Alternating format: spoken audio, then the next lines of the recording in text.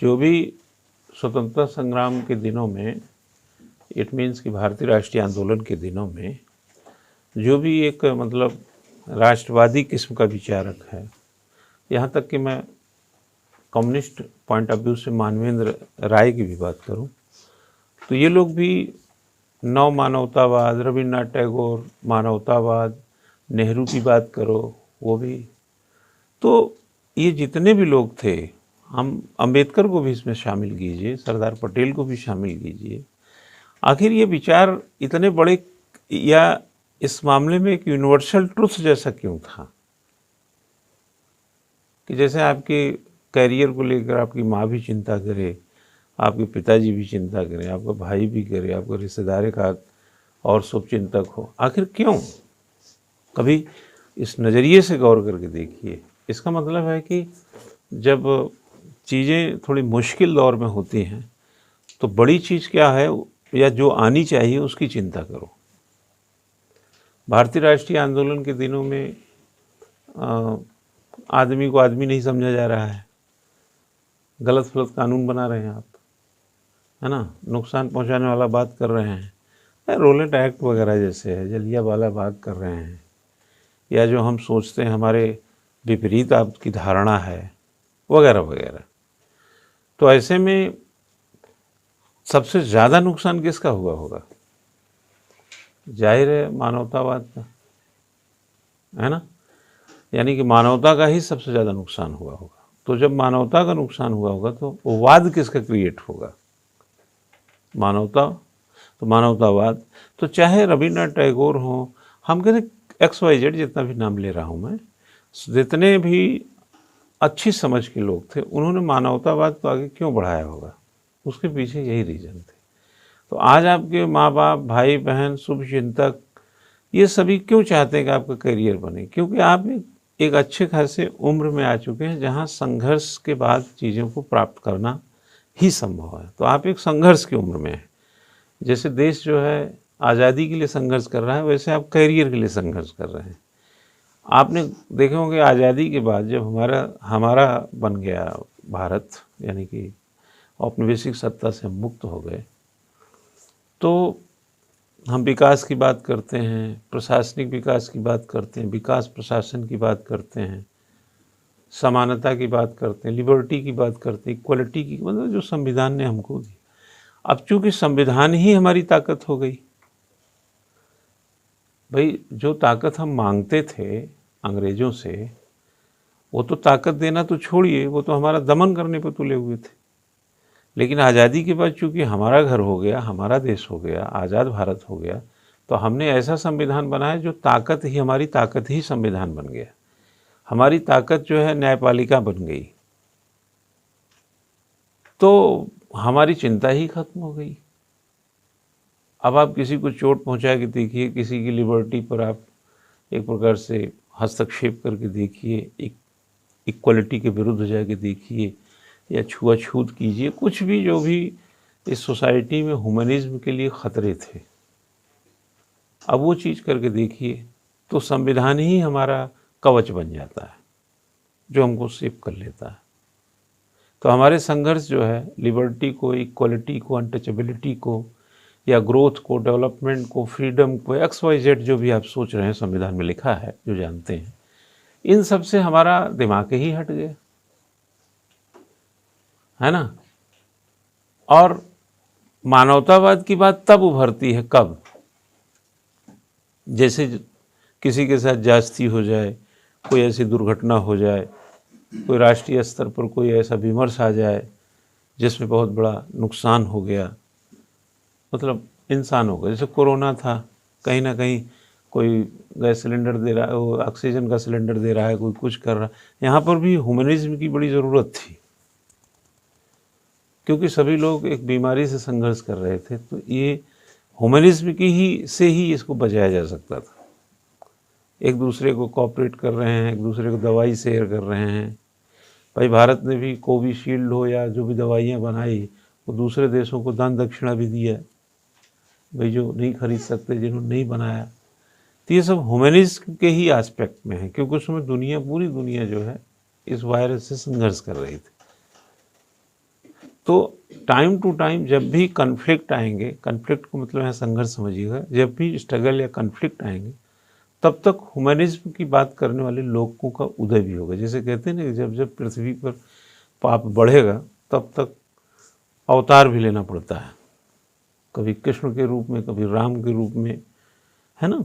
तो वैसे ही कि जब जब इसी धरा पर ह्यूमनिज्म खतरे में होगा तब तक कोई न कोई विचारधारा, कोई न कोई थिंकर आएगा और अपने ढंग का एक ह्यूमनिज्म को आगे बढ़ाएगा। वो रविन्द्रनाथ टैगोर भी हो सकते हैं, गांधी भी हो सकते हैं, मानवेंद्र राय जिनकी बात कर रहा हूँ सकता, अम्बेडकर भी हो सकते हैं। आज अगर हमारे समाज में छुआछूत ना हो, क्यों, अगर छुआछूत नहीं है, ठीक है ना, तो अनटचेबिलिटी की जो आर्टिकल 17 को हम बहुत प्रखर से चर्चा ही नहीं करेंगे। आप देखिए यूनिफॉर्म सिविल कोड की चर्चा क्यों होती है, क्योंकि वो अभी अधूरा है। अगर ये समय के साथ माना प्राप्त कर लिया गया होता तो आज इसकी चर्चा क्यों होती। इसका मतलब है कि जो चीज़ की ज़रूरत है या जो चीज़ होनी चाहिए अगर वक्त के साथ नहीं हुआ है तो वो फलक पे रहेगा। 3 तलाक को आपने कानून बनाया 2019 में, आप चर्चे से बाहर कर दिए। 370 को कश्मीर से हटा लिया गया है ना, जम्मू कश्मीर से अगस्त आपने 2019 में जो फैसला लिया तो ये ख़त्म हो गया। तो जो चीज़ रहेगी, संघर्ष में रहेगी, वो चीज़ की चर्चा होती रहेगी। आज कोरोना नहीं है, मास्क की चर्चा नहीं होती, टीवी पे नहीं आता है कि हाथ 20 सेकंड तक धोइए। अभी यही कोरोना में 10,000 5,000 केसेस जब आते थे तो देखिए तो हर कोई दूसरा आदमी आज अब हाथ भी लोग मिलाने लगे हैं, मास्क पहनते नहीं हैं, क्योंकि उस संघर्ष से बाहर आ गए। ऐसे ही अगर हम लिबर्टी, इक्वलिटी, अनटचेबिलिटी, इन सब को अगर एक भाव में जो ह्यूमनिज्म एस्पेक्ट में पूरी तरह से ला देंगे, या हम जो जेंडर डिस्क्रिमिनेशन की बात करें या कास्ट डिस्क्रिमिनेशन की बात करें, ये सब को अगर हम टाइम के साथ अगर रिड्यूस कर दें, ख़त्म कर दें, माइनस कर दें, निगेटिव कर दें, जीरो कर दें, तो चर्चा ख़त्म।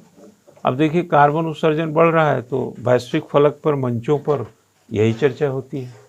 इसका मतलब हमारा कन्फ्लिक्ट टाइम टू टाइम जो है माइग्रेट होता है। अब अगर आप कार्बन उत्सर्जन को कम करते हैं तो उसके स्ट्रेटजिकल कई रीजन हैं, जिसमें एक रीजन तो मानवतावाद भी है कि भाई जो ज़्यादा अगर कार्बन का उत्सर्जन कर रहा है तो वो कहीं ना कहीं ह्यूमनिज्म के खिलाफ भी तो काम कर रहा है, एनवायरनमेंट के खिलाफ तो काम हो ही रहा है। लोग कभी कभी कहते हैं ना, अरे यार चलो ठीक है, लेकिन कुछ मानवता भी तो रखनी चाहिए। यानी कि मानवता एक ऐसी लकीर है जो मतलब सबसे बड़ी है, उसकी खातिर मत करो। जात पात करते हो, भेदभाव करते हो, ऊंचा नीचा करते हो, गरीब अमीर करते हो, स्त्री पुरुष करते हो, अरे वो सब छोड़ो, कम से कम इंसान तो सभी हैं। आ गए ना मानवतावाद पे। तो उस ज़माने में जब रोलेट एक्ट आया हुआ, ठीक है, तुम्हारा फालतू का कानून आया, काला कानून, लेकिन ये क्या तरीका है कि तुम अंधाधुंध गोलियां चलवाओ। कम से कम इतनी तो इंसानियत तुम्हारे अंदर होनी चाहिए।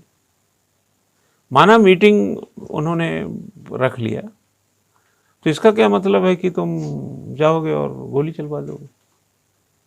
तो ये लास्ट में यही आके बात आती है ना कि मानवतावाद कहाँ गया। तो जब जब समस्याएं क्रिएट होंगी तब तक मानवतावाद का मतलब कह लीजिए कि मानवतावाद कहीं गया नहीं होता है ना। तब तक जैसे जब ताड़का का वध हुआ था, किसने किया था? राम जी ने किया। और अहिल्या का उद्धार किसने किया? दोनों का भाव समझिएगा। अहिल्या के उद्धार में क्या था? मानवतावाद था कि नहीं था? क्यों भाई? और ताड़का के वध में भी मानवतावाद था। आप बात को समझिएगा, दोनों परिस्थितियां मानवतावाद से जुड़ी थी। ताड़का का वध भी मानवतावाद के कारण हुआ और अहिल्या का उद्धार भी मानवतावाद के कारण ही हुआ। तो मानवतावाद जो है ना परिस्थिति है, जब जब स्थिति आएगी उभर जाएगी। सबरी के जूठे बेर खाए थे राम जी, खाए थे कि नहीं, है ना? क्या था उसमें? ममता था, मानवता था। और कैसे खाए होंगे जूठे बेर? बहुत स्ट्रेटजी लगाते, बहुत दिमाग लगाते तो सोचते। ह्यूमनिज्म जो होता है ना वो एक ही लकीर पे चलती है। क्या समझे? एक ही लकीर पे चलती है, जिसमें इतनी आस्था हो, जितने इतनी श्रद्धा हो, जो बरसों से इंतजार कर रही हो कि राम आएंगे। राम इतने समझदार तो थे ना, है? उसमें इतनी ममता देखी, इतनी मानवता देखी, और सबरी भी भूल गई कि ये बेर जूठे हो रहे हैं। हाँ, वो तो उस समर्पण के आगे उसको पता ही नहीं चला। उसने तो बेचारी ये सोच करके बेर चख रही थी कि राम को खट्टे बेर न मिल जाए। कितनी गजब परिकल्पना है ना, जो साहित्य में हम लोग या रामलीला में जो देखे हैं। तो सबसे बड़ा इम्पॉर्टेंट है कि जब टाइम टू टाइम चीज़ें जो हैं मानवतावाद से कैसे भरी रही, है ना। तो जितने भी लोग आए, जैसे मानवेंद्र नाथ राय जब भी आए तो वो भी एक कम्युनिस्ट नेता थे, और भारत के पहले कम्युनिस्ट नेता थे। हालांकि कम्युनिस्ट का अलग टाइप का इतिहास है भारत में। कम्युनिस्ट का अपना इतिहास है, राष्ट्रवादियों का अपना इतिहास है, ब्रिटिश का अपना इतिहास है। इतिहास की भी कई प्रकार मिल जाएंगे, लेकिन जो असल जो बात है उससे क्या लोग अनजान हैं क्या? जैसे आपके पढ़ने का ढंग अलग हो सकता है, सोने का ढंग अलग हो सकता है, सोने का टाइम अलग, लेकिन इस बात से तो अनजान नहीं है ना कि सिलेक्शन तो पढ़ाई के बगैर होगा नहीं। ठीक है, तो कौन सा बचा है? हाँ, बच्चा बच्चा बताओ, बच्चा बच्चा बच्चा बताओ। अंबेडकर में हमने थोड़ा सा 2-3 पॉइंट लिखवाना है। एक प्रगतिशील अतिवादी के रूप में थोड़ा हम बता दिए थे, एक प्रोग्रेसिव एक्सट्रीमिस्ट थे, ये वो खुद मानते थे। देखो यार, जो हासिल करने के लिए सीमाओं का उल्लंघन करे, है ना, हासिल करने के लिए चाहे धर्मनिष्ठता को साबित करना हो या मानवतावाद या उस औचित्य को या उस सोशल बॉन्ड को या सोशल कंडक्ट को, है ना, वो कहीं ना कहीं ज़रूरत कभी कभी वक्त के साथ एक्सट्रीमिस्ट बनने की हो जाती है।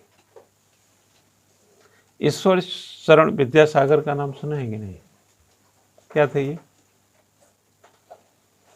विधवा पुनर्विवाह के समर्थक थे, और जब पहली बार विधवा का विवाह हुआ तो उस बारात में नाच रहे थे। राजा राम मोहन राय सती प्रथा के खिलाफ थे, बाल विवाह के खिलाफ थे, लेकिन क्या पूरा समाज खिलाफ था क्या? कई लोग उनके खिलाफ हो गए होंगे इसके कारण, और उस खिलाफत के कारण उनके अंदर अगर और एकजुटता आई होगी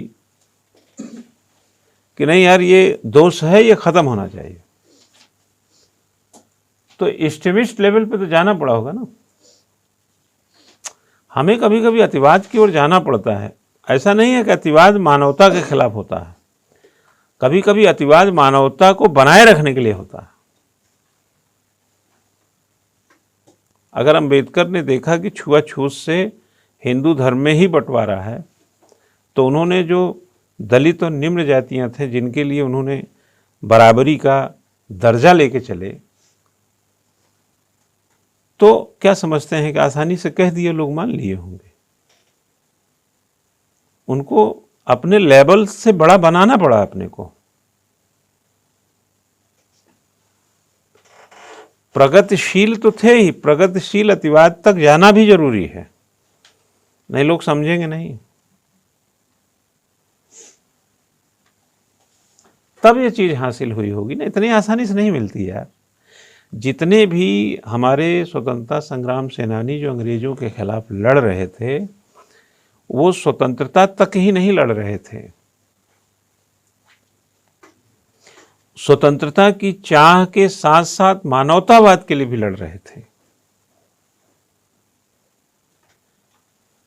स्वदेशी के लिए भी लड़ रहे थे, स्वराज के लिए भी लड़ रहे थे, सुराज के लिए भी लड़ रहे थे, ग्राम विकास के लिए भी लड़ रहे थे, मानव विकास के लिए भी लड़ रहे थे। स्वतंत्रता तो इसके बाद स्वतंत्रता में ये निहित पक्ष तो हम कर ही लेंगे, लेकिन हम सन 27 में, 28 में, 30 में, 22 में, 20 में, 31, 32, 35, 39, 40, 42 इसमें सिर्फ हम आज़ादी की लड़ाई नहीं लड़ रहे थे। आज़ादी तो हमको 15 अगस्त 47 को मिली, हम बाकियों की भी लड़ाई लड़ रहे थे, स्त्री पुरुष समानता की भी लड़ाई लड़ रहे थे, छूत अछूत को मिटाने की भी लड़ाई लड़ रहे थे। और इन सब की लड़ाई के आगे किसको करते थे? मानवतावाद को। इसीलिए कोई साहित्यकार रहा उस जमाने का या स्वतंत्रता संग्राम सेनानी, सबके दिमाग में मानवतावाद थी। क्रांतिकारी लोगों के दिमाग में भी समाजवाद, हमारा देश ऐसा हो, लोगों के लिए ये सुविधा हो, ये चलता था, सबको पता था। तो हम केवल आज़ादी की लड़ाई नहीं लड़े, आज़ादी की लड़ाई के साथ साथ एक दर्जन और लड़ाई लड़ रहे थे। जो हमारी विकृतियां थी या अंग्रेजों ने जो रोपा था वो गलत था।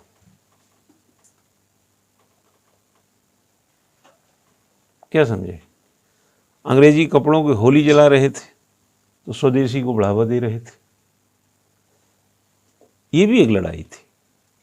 हिंदू आपस में बटा हुआ है ऊंच नीच के कारण, इसको भी खत्म करो, ये भी लड़ाई चल रही थी। स्त्रियों को आंदोलन के मुख्य धारा में शामिल करो, स्त्रियों को आपने एक अलग दर्जा दिया हुआ है मानो, उनको मुख्य धारा में लाओ।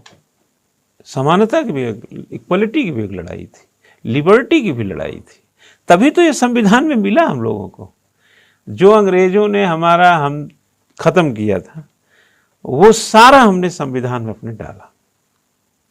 यही नेचुरल जस्टिस भी है। समझ में आया ना? तो इसके लिए लोगों को एक्सट्रीमिस्ट भी बनना पड़ा। आप गरम दल नरम दल सुने हैं कि नहीं?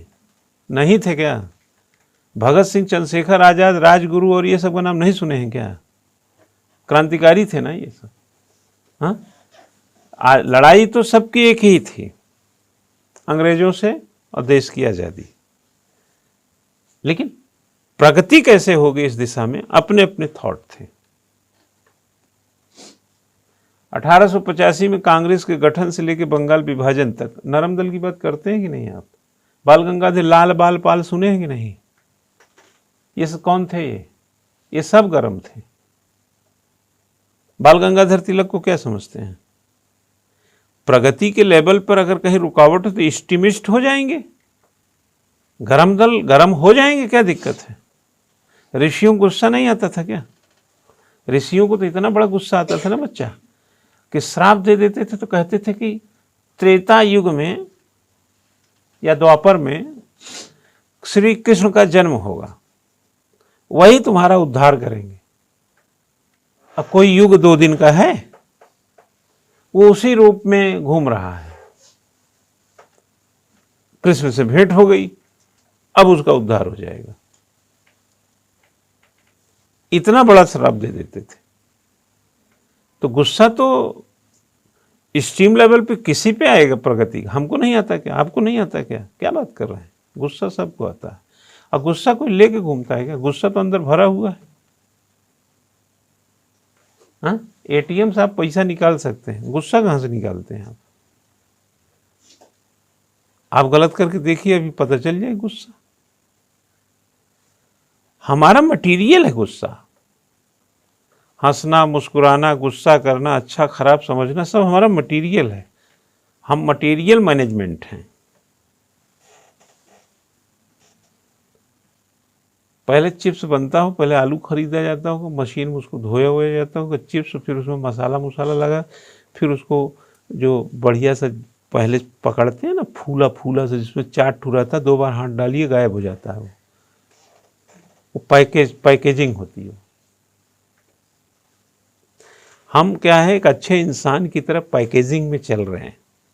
अच्छे कपड़े पहनते हैं, अच्छे बाल बनाते हैं, अच्छे से मुस्कुराते हैं और अच्छे तरीके से बिहेव करने की कोशिश कर रहे हैं। हमारी पैकेजिंग है ये, जबकि हकीकत में है कि हमारे अंदर गुस्सा है, हमारे अंदर गलत और सही को सही बताने का मादा है, हमारे अंदर ही अपराध भी है, हमारे अंदर भी स्नेह भी है, हमारे अंदर भी प्यार भी है, सब कुछ हमारे अंदर है और हम उस पैकेजिंग में ढके हुए हैं। इसीलिए लोगों ने, पुरखों ने या साहित्य में, जैन में चले, बौद्ध में चले और कहीं चले जाइए, इंद्रियों पर नियंत्रण की बात कही गई। और इंद्रियों पर अगर नियंत्रण है तभी न्यायोचित भी है, यही मोरालिटी भी है। और अगर आगे आ जाएंगे तो बॉन्ड भी है, किसका? सोशल कंडक्ट के साथ। जैसे लोग कहते हैं ना कि दूसरी की बहन को भी अपनी बहन समझना चाहिए, ये क्या है? सोशल कंडक्ट है ये। दूसरों की बहू बेटियों पर बुरी नजर नहीं डालनी चाहिए, ये क्या है? सोशल कंडक्ट ही तो है। और आप ये नजर कब नहीं डालेंगे? जब इंद्रियों पर नियंत्रण होगा। है तो सारे कारनामे आपके अंदर। अच्छा, वाल्मीकि जी के बारे में क्या कहा जाता है शुरू में? क्या थे वो? हाँ, डाकू थे ना। बोलते हैं ना वाल्मीकि जी के बारे में, बोलते हैं कि नहीं? अब वाल्मीकि जी डकैत थे और लिख डाले पूरा रामायण। कालिदास जी के बारे में क्या कहा जाता है? मूर्ख थे और लिख दिया अभिज्ञान शकुंतलम रघुवंशम। संस्कृत कितना बड़े जानकार। अरे यार, जानकारी भी उन्हीं के अंदर थी, मूर्खता भी उन्हीं के अंदर थी। जब मूर्खता से उनको बाहर निकलने का मौका मिला तो जानकारी में चले गए। ऐसे वाल्मीकि के बारे में है, जब तक डकैत थे, अवसर मिला तो बुद्धिमान थे, बुद्धिमान हो गए। था तो दोनों अंदर ना, नहीं समझे तुम? अंदर दोनों है, पैकेजिंग हुई है। हमारा लॉ भी कहता है कि हर व्यक्ति में अपराध होता है। अगर हमारा, मैं फिलॉसफिकल में बोल रहा हूं, अगर हमारी इंद्रियों पर हमारा नियंत्रण है, क्यों कहते हैं सच बोलो? क्यों बोलते हैं अस्ते चोरी मत करो? अपरिग्रह की बात क्यों करते हैं? त्याग की बात क्यों करते हैं? आप में त्याग की भावना है, आप में चोरी नहीं करने की भावना है, आप में सच बोलने की भावना है, आप में ब्रह्मचर्य की भावना है। ये तमाम जो ये हथकंडे क्यों हैं? अगर आप सभी विद्यार्थी जो 20-22 साल के बैठे हैं, लड़के लड़कियां, इन सभी को बेटा ऐसे धीरे धीरे आपको एक नई फिलॉसफी में ले जाया जाए, जहां आपको स्पष्ट रहना है ना, बिल्कुल फेयर रहना है, कैरियर के प्रति बिल्कुल सक्रिय रहना है, और 2 साल मेहनत कर दिया जाए तो आपकी आदत तो ऐसी पड़ गई, अब आपकी आदत ठीक रहेगी। हमने कहा लोभ मोह के चक्कर में ना पड़ो, किसी कार मत देखा करो, किसी का मकान दुकान से मत परेशान हो, अपनी मेहनत करो और जो तुम्हारी साधनों में उपलब्ध है उसके दायरे में ही तुम छलांग लगाओ। अब किसी की बड़ी कार गुजर रही थी, आपको फर्क ही नहीं पड़ा। अब फर्क नहीं पड़ेगा तो आप संकेंद्रित हुए ना अपने वर्क के प्रति। मैं बच्चा चाय नहीं पीता हूं, ठीक, मैं चाय छोड़ चुका हूं काफी समय से। जब चाय पीते थे तो समय होने पे चाय याद आती थी, या चाय सामने आ जाती थी तो भी चाय पीने की इच्छा प्रकट हो जाती थी। हमने चाय का परित्याग कर दिया। तो जब चाय का हम परित्याग कर दिए तो हमने क्या किया होगा? 2-4-10 दिन तो हमें अपने इंद्रियों पर कंट्रोल करने का रिहर्सल करना पड़ा होगा ना, अभ्यास करना पड़ा होगा ना, क्योंकि घर में चाय पी रहे हैं लोग, हम ही नहीं पी रहे हैं, या रिश्तेदारी में, या कोई ड्राइंग रूम बैठा है ऑफिस में, किसी के यहाँ गए, बैंक में गए, कहीं गए, कोई सर चाय लीजिए, नहीं मैं चाय नहीं लूँगा। कि अरे क्यों? नहीं मैं पीता नहीं यार, मैं छोड़ चुका हूँ। और छोड़ा भी कब था? एक बार और छोड़ा था, वो संकल्प फिर लिया मैं, एक बार 2013 में छोड़ा था, ठीक है, अप्रैल में, कि अब चाय नहीं पिएंगे। तो काफ़ी लंबा चला वो संकल्प, फिर बीच में टूट गया। फिर हमने 21 जून को लिया संकल्प। 21 जून को क्या था? हाँ, सही पकड़ा आपने, 21 जून को अंतर्राष्ट्रीय योग दिवस होता है। उस दिन हमने यही संकल्प लिया था कि हम चाय नहीं पिएंगे। ठीक, वो चल रहा है, अभी नवंबर खत्म हो रहा है, कार्यक्रम चल रहा है अपना। ठीक, तो उसका ये आधार पर इच्छाओं का आपने कम किया, कमजोर किया, तो हमारी आदत पड़ गई, अब हमें चाय की तलब ही नहीं लगेगी। इसी तरीके से मानवतावाद के अगर आपके अंदर भाव आ जाए, इसी तरह से कैरियर निर्माण का भाव आ जाए, इसी तरीके से कुछ जो भी और भी सकारात्मक पक्ष हैं उसके भाव आ जाएं, तो आपके भाव बदलना ही तो है। लेकिन यही चोरी में डाल दिया जाए, यही झूठ बोलने में डाल दिया जाए, यही किसी मक्कारी में डाल दिया जाए, धोखा में डाल दिया जाए। हम हर तरह के मटेरियल हैं, हम जो हैं हर तरीके के मटेरियल से बने। अगर आदमी का, मुझे कहते नहीं, ह्यूमन या मैन मैनेजमेंट को पढ़ा जाए तो उसके अंदर सारे मटेरियल मिलेंगे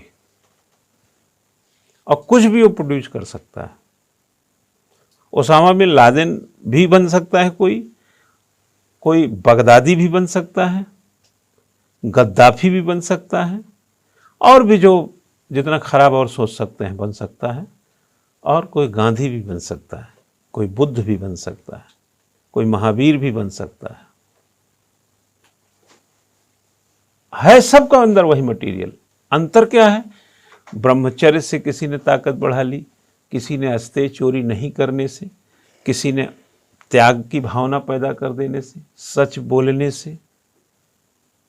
सच बार बार बोलते बोलते वो क्या कर गया? सच बोलने की आदत हो गई। एक संत थे, अपने आश्रम जा रहे थे अपने शिष्य के साथ, ठीक है। वो शिष्य जो है आगे आगे जा रहे थे, वृद्ध थे, तो जो गुरु थे वो थोड़े पीछे थे। उस समय ऐसे डामर वाली और सीमेंट वाली सड़कें तो रही नहीं होंगी, झाड़ियों से, जंगलों से जहाँ जहाँ मार्ग था, अपने आश्रम जा रहे थे। तो एक महिला की कराहने की आवाज़ आई। तो जो गुरुदेव थे उन्होंने ध्यान दिया कि किसी की कराहने की यहाँ इस बियावान में जहाँ कोई नहीं है, आवाज़ कहाँ से आ रही है। तो उन्होंने कान देने का प्रयास किया, तो उनको स्पष्ट हुआ कि हाँ कोई तकलीफ में है। तो उस आवाज़ की तरफ गए, फिर उसको एक जंगली कोई जीव जो है, जानवर हमला किया था और उससे वो घायल थी।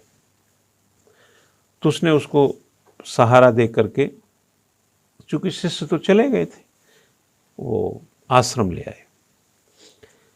तो उन्होंने ये सोचा कि इसी मार्ग से तो हमारे कुछ शिष्य भी गुजरे, क्या उनको ये आवाज़ सुनाई नहीं दी या सुने नहीं, क्या कारण है? तो उन्होंने उस शिष्यों को बुलाया आश्रम में। पहले तो उसका जो दवा दरमल होता है वो होता रहा। उन्होंने कहा कि जब तुम लोग गुजर रहे थे उस मार्ग से, तो तुम्हें किसी महिला के कराहने की आवाज़ सुनाई दी थी? तो उसमें सभी ने कहा हाँ गुरुदेव, सुनाई तो दिया था। ठीक है। तो उनको बड़ा अफसोस हुआ कि ये कैसी शिक्षा ले रहे हैं। कोई व्यक्ति घायल है, मजबूरी में है, परेशानी में है, और शिष्य जो है अपना रास्ता नाप रहे हैं। तो उन्होंने कहा कि तुम लोगों ने उसकी मदद क्यों नहीं की? तो उन्होंने कहा कि गुरुदेव आप ही ने तो कहा था कि स्त्रियों के बारे में जो है दूर रहना, मतलब एक प्रकार से उन्होंने शायद अपने लेक्चर में या बताने में बोला होगा कि अपने ज्ञान पे ध्यान दो, अपने ब्रह्मचर्य रहो और स्त्रियों से दूर रहो, जो भी आशय उनका उस दौर में रहा हो। कहते ही हैं लोग, सभी लोग कहते हैं लड़कियों से दूर रहो, इससे दूर रहो, ऐसे बोलते हैं कि नहीं? अपने बच्चों को समझाते हैं तो यही बोलते हैं ना कि ज़्यादा यहाँ वहाँ के चक्कर में अपनी पढ़ाई पे ध्यान दे है ना? क्योंकि असल में वो गलत कुछ नहीं बोल रहे हैं, ये उनके अंदर का डर भी नहीं है, ये एक संदर्भ है कि अच्छा एक चीज़ बताइए, जो आदमी आपको समझाता है कि महिलाओं से दूर रहिए, लड़कियों से दूर रहिए, वही बाद में लड़की खोजता उसके लिए, आप उसकी बात को क्यों नहीं समझ रहे हैं? आप अभी 12वीं में पढ़ रहे हैं, बीए फर्स्ट ईयर में है, लड़के के साथ घूम रहे हैं तो यहाँ रोकेगा, लेकिन आप 25-26 के हो जाएंगे, आप ही के लिए लड़का लड़की खोजता फिरता है। वो सबका दौर है ना, इसीलिए ये जो सात्विक पक्ष है वो खतरे में ना जाए, क्योंकि कैरियर निर्माण मदद करेगा। तो जब उन्होंने पूछा तो शिष्यों ने कहा कि साहब गुरुदेव आप ही ने तो कहा था कि अपने ज्ञान पर, अपने ध्यान पर रखो, स्त्रियों से, झूठ से, कपट से, चोरी से, इन सब से दूर रहो। इसलिए हमें लगा कि अगर हम उस स्त्री की मदद करने जाएंगे तो कहीं हम उसके आकर्षण में न फंस जाएं।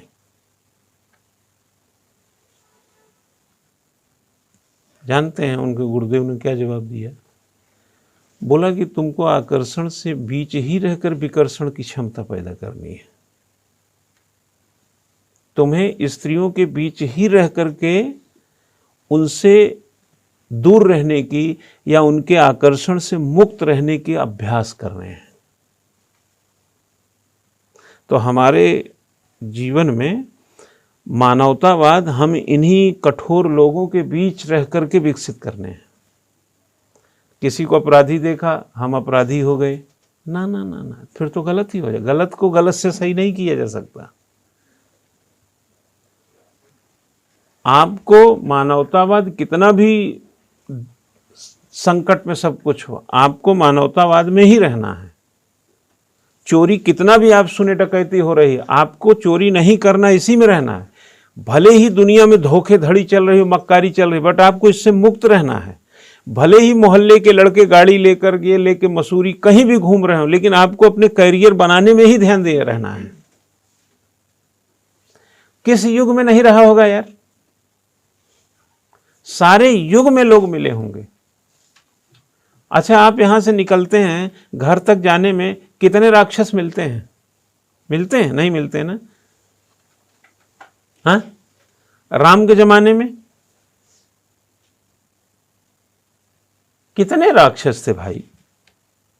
वो जब देखो राक्षसों को ही मारने में लगे हुए हैं, लेकिन कितने अच्छे लोग भी थे। तो उन्होंने राक्षसों को देख देख करके उनके अंदर का जो भाव था वो थोड़ी प्रभावित हुआ। वो तो जो सही था, जो औचित्य युक्त था, जो उस जमाने के हिसाब से कंडक्ट था, उसी का अनुपालन किए ना भाई। नाविक को जो नाव पार कराया उसको अपना मित्र सखा बनाया कि नहीं? हनुमान को भरत के समान बताया कि नहीं बताया? हाँ, सुग्रीव से दोस्ती किया कि नहीं किया? रावण के भाई विभीषण को एकदम क्लोज्ड फ्रेंड बनाया कि नहीं बनाया? तो जो जैसा था राम वैसा व्यवहार करते थे। रावण खराब था तो उसके साथ खराब। अगर वो क्या नाम जो सोता था बहुत, कुंभकर्ण आता और राम से कहता है कि साहब हम तो भैया को समझा रहे हैं, कर नहीं रहे हैं, और हम तो लड़ने आपसे आए नहीं हैं, आप ही एक दिन मीटिंग कर लीजिए रावण से। तो कुंभकर्ण को मारते थोड़ी भाई, किसको मारे? वो जो सिर्फ लड़ने आया। रावण की पत्नी मंदोदरी थी ना, क्या किया उन्होंने? गलत को उन्होंने गलत से थोड़ी सही करेंगे कि हनुमान मंदोदरी को उठा लाओ। हाँ, उसने मेरी पत्नी का हरण किया, मैं भी बताता। यही हो रहा है आजकल। धोखे का धोखे से जवाब दिया जा रहा है, झूठ को झूठ बोला जा रहा है, गलत को गलत से सही किया जा रहा है, जबकि गलत को सही से सही करो, तब आप उस श्रेणी के गिने जाएंगे। अदरवाइज तो आप मटेरियल हैं, पैकेजिंग भी अच्छी है, अब आज के टाइम में आप लोगों की उम्र में क्या दिमाग में चलता है, आपकी सुविधा ही आपका दिमाग खराब किए हुए है, जो मेरे समझ में आता है। और पहले की असुविधाएं ही पीक पे ले जाती थी। तो बच्चा जान लेना, असुविधाओं में बहुत ताकत थी। असुविधाएं न जाने कितनी ताकतों से हमको भर देती थी, और इन सुविधाओं ने न जाने कितनी हमारी ताकतों का लोप कर दिया। हमको समझने ही नहीं दिया कि हम ताकतवर कितने हैं इन सुविधाओं ने। यही लड़कियां बैठी हैं, इसमें कईयों को खाना बनाना नहीं आता होगा, और यहाँ जितने लड़के बैठे हैं सभी को खाना बनाना आता होगा। गांव के पहले अनपढ़ महिलाओं का स्किल क्या था मालूम है बेटा? रिश्तों को समेटना, घर के काम काज को देखना, सुई से लेकर के कुदाल तक की जानकारी रखना, पैसे की क्या स्थिति क्या हो सकता है मार्गदर्शन करना। महिलाएं मार्गदर्शक अच्छा थी पुरुषों की। महिलाएं सुई से कुदाल तक की जानकारी रखती थी। महिलाएं घर में राशन पानी खान पान का मैनेजमेंट देखती थी। महिलाएं स्किल मैनेजमेंट से परिपूर्ण थी। महिलाएं समानता का असमानता का कोई अर्थ ही नहीं मानती थी। वो राइट टू इक्वलिटी के लिए कभी नहीं लड़ी। वो गांव की घरेलू महिलाएं, गांव की घरेलू महिलाओं ने संघर्ष किया तो सिर्फ अपने घर को मैनेजमेंट करने में, रख रखाव में, खेती बाड़ी के बारे में, और पुरुषों को ज़रूरत पड़ने पर सलाह देने के काम आई। इसीलिए अनपढ़ महिला अनपढ़ पुरुष एक खूबसूरत लंबी उम्र के साथ अच्छी ज़िंदगी जी के गया। आज की तारीख में शिक्षा ने कई लोगों का दिमाग भी खराब किया। राइट टू इक्वलिटी को लेकर के नए तरीके का एक झगड़ा पैदा किया हुआ है। स्किल मैनेजमेंट में उनको लगता है कि हम बीएससी एमएससी हैं तो रोटी बनाना नहीं आता तो कोई बड़ी बात नहीं है। और पुरुषों को सलाह देने के बजाय पुरुषों पर दबाव देने का जो एक तरीका डेवलप किया गया, इससे जो मिस हो रहे हैं चीज़ें, और कुछ पूछो तो कुछ जवाब, ये पूछो तो वो नहीं है, वो नहीं तो वो नहीं, यानी जो घरेलू मिसमैनेजमेंट है, उससे तरक्की और उत्थान औसतन वक्त के साथ इतना तो कोई भी हासिल कर लेगा, लेकिन जो जिंदगी में तनाव था तुलनात्मक वो बढ़ गया। और इस तनाव ने अभाव न होने के बावजूद भी कई विसंगतियों से हमको भर दिया। नहीं मजाल हो कि गांव का आदमी इतना हद तक चला जाता हो, अनपढ़ था, खेती बाड़ी वाला था, समस्याएं थीं, पैसों से जूझता था, शिक्षा से जूझता था, बच्चों को परवरिश से जूझता था, लेकिन मजाल हो कि इस हद तक अपराध करता हो। रिश्ते नातों से भरा रहता था, तनाव से रहता था, लेकिन अभाव में भी रहता था, लेकिन मिसमैनेजमेंट नहीं था उसका। और महिलाएं बताया ना कि मार्गदर्शक का काम करती थी। तो विवाह टिकेगा, परिवार चलेगा, प्रगति होगी। लेकिन आज संभावनाएं सारी हैं, भावनाएं खराब हैं, प्रभाव दबदबा खूब है, लेकिन अंदर से दुनिया भर के स्किल का अभाव है। हम चीजें बहुत बाजार के लाए हैं, लेकिन मिसमैनेजमेंट है। जिनसे हम अच्छे मार्गदर्शन की उम्मीद करते हैं, उन्हीं का दर्शन खराब है। तो ये लंबा दृष्टिकोण नहीं चलेगा। ये साधना की बात है। परिवार जो है ना, विवाह एक संस्कार है, परिवार एक संस्था है, और दोनों को मिला दीजिए तो एक साधना है, जिसमें बच्चे परवरिश पाते हैं, बच्चे बड़े होते हैं, बच्चे आगे बढ़ते हैं, और हम अपनी उम्र को खोते रहते हैं। और खोती हुई उम्र में भी जज्बा बना के रखें, ऐसा मैनेजमेंट का अभाव हुआ है अब। और यह तब विकसित होगा जब लोगों में परित्याग की भावना आएगी, मानवतावाद की भावना आएगी, और विशुद्ध रूप से कहीं ना कहीं सत्य और शुद्धता की ओर होंगे। सबके मन में संदेह है, गुमराह करने का है, खामखा हम कह रहे हैं लिबर्टी और इक्वलिटी जो है कौन पिता अपनी पुत्री की इक्वलिटी और लिबर्टी के लिए जान देने के लिए तैयार नहीं है? आप अपने जब शादी ब्याह हो जाएगा 5 साल 4 साल बीतने दीजिए, वही पति आपको इक्वलिटी का, लिबर्टी का तो उसको ख्याल ही नहीं आता है। वो तो आपको इतना फ्रीडम दे देगा कि आप अघा जाएंगे इस लिबर्टी इक्वलिटी से, इतना फ्रीडम दे देता है वो। बल्कि मुझे तो कहीं कहीं ऐसा लगता है कि कुछ पुरुष ऐसे हैं जिनको इक्वलिटी लिबर्टी उनकी खतरे में है, क्योंकि वो इतना दे चुके। जैसे मेरे पास 100 रुपया है, हम आपको पूरे 100 रुपया दे दें तो आप 100 रुपये वाले हो गए, हम 0 हो गए। ऐसे भी लोग हैं। कृष्ण उदाहरण नहीं है, जब सुदामा को दे रहे थे तो पकड़ लिया ना हाथ, एक आध तो रहने दीजिए अपने पास। वो चावल का दाना जब फाँक रहे थे उसी आधार पर 2 बार लिए ना, तो 2 लोग दे दिए, वो तो त्रिलोकी थे, तो बोले एक आध तो अपने पास रख लीजिए। तो कई लोग तो इतने दानी हैं कि मित्रता के नाम पर सर्वस्व लुटाने के लिए तैयार हैं। तो बेटी हो, माँ हो, पत्नी हो, बहन हो, लोग जान देने के लिए तैयार हैं। यार तुम क्या बात कर रहे हो, क्या बात कर रहे हैं आप? और आप फंसे कहाँ? लिबर्टी इक्वलिटी में। बाप से पुत्री का क्या इक्वलिटी, क्या लिबर्टी? बाप तो तुम्हारा गुलाम है यार। इक्वलिटी लिबर्टी छोड़ो। भाई से क्या इक्वलिटी, क्या लिबर्टी? वो तो तुम्हारे लिए रात को 11 बजे भी दौड़ने के लिए तैयार है। अब पति से क्या इक्वलिटी, क्या लिबर्टी? अरे तुमको बाजार जाना है, तुमको कपड़े खरीदने हैं, तुमको खाना बनाना है, तुमको फ्रिज से मिठाई कौन से तुमको पूछना है? वो तो सवेरे निकल गया है, बैल की तरह जुता हुआ है।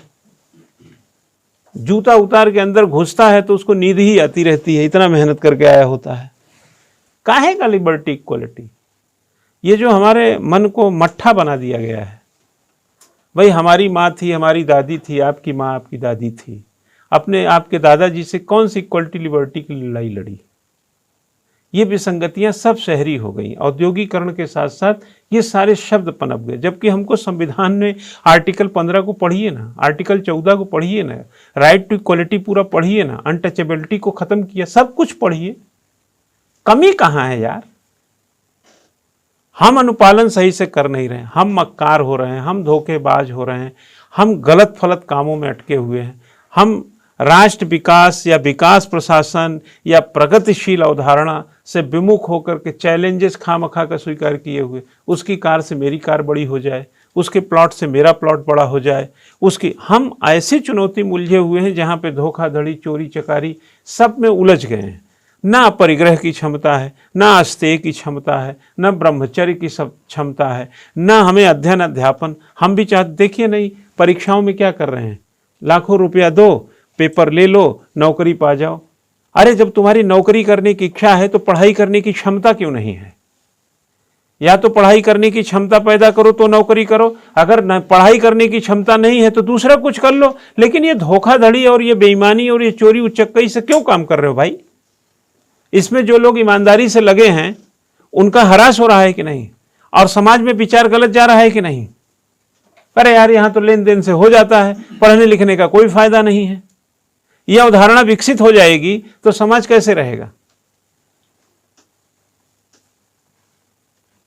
तो आपको पढ़ना नहीं आता तो आप दूसरा कुछ करिए, दुकान खोल लीजिए, जो बिना पढ़े वाला कोई काम है वो कर लीजिए। कोई जरूरी है कि सब राजा बाबू बन के दफ्तर में ही बैठे? जो रात को पढ़ रहा है, जो सुबह पढ़ रहा है, जो कोचिंग ले रहा है, जो दिन रात घूम रहा है, मतलब पढ़ने में ही अपना दिन गंवाए हुए है, उसका राइट है ना। नहीं तो राइट टू इक्वलिटी हुई नहीं। मेहनत कोई करे, नौकरी कोई करे, तो उनको तो जेल होनी ही चाहिए।